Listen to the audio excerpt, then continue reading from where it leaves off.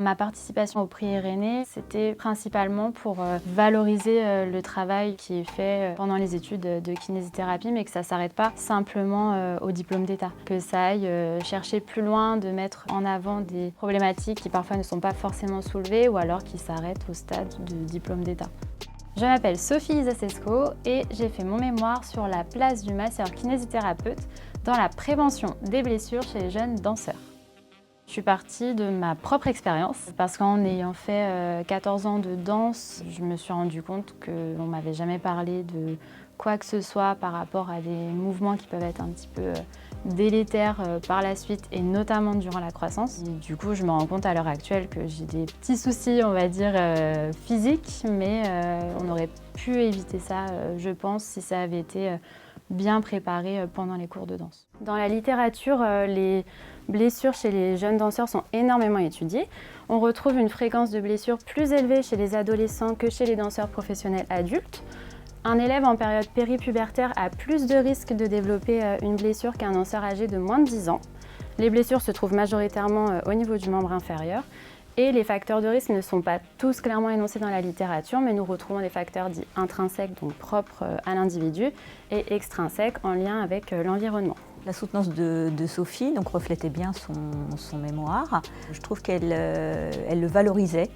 J'ai eu des éléments que j'ai mieux cernés, on va dire, à la soutenance que dans le mémoire. Les perspectives qui pouvaient justement manquer dans la partie introductive du mémoire ont été soulevées comme le type de blessure, les facteurs de risque ou les leviers de la prévention.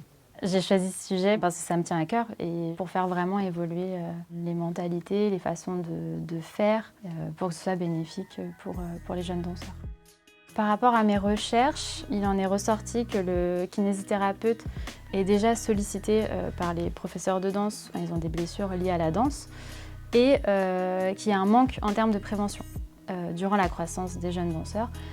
Le kinésithérapeute connaît tous ces éléments-là et pourrait apporter justement ses connaissances pour élaborer un programme de prévention en collaboration avec les professeurs de danse. C'est un sujet d'intérêt. La prévention fait partie maintenant des compétences du kinésithérapeute, comme la promotion de la santé, et puis bien sûr aussi les actions thérapeutiques. Mais c'est vrai que ce sont des nouvelles compétences et les valoriser à travers un mémoire, voilà, je trouve que c'est vraiment un sujet d'intérêt. On entend parler de la prévention dans d'autres sports, le football, le basket, peut-être des sports où il y a plus de moyens. Donc je trouve ça intéressant de s'intéresser du coup à une activité qui est un peu peut-être moins médiatique, moins médiatisée. Ça soulève les questions qui pour moi seraient peut-être les mêmes que dans d'autres sports, celles des barrières à cette prévention. Quels sont les obstacles? Pourquoi, alors que tout le monde est persuadé qu'il faut éventuellement avoir des actions de prévention pour prévenir les blessures, pourquoi c'est finalement si peu pratiqué? Mon mémoire m'a déjà mis à fond dans la prévention, que ce soit avec les danseurs, mais avec d'autres types de patients. On est kinésithérapeute, on a tout type de patients, on fait de la prévention au quotidien. Donc déjà, ça, ultra important d'accorder cette place dans ma pratique. Et en plus d'essayer d'aménager un programme de prévention, oui, c'est clair que ça va changer ma future vie professionnelle.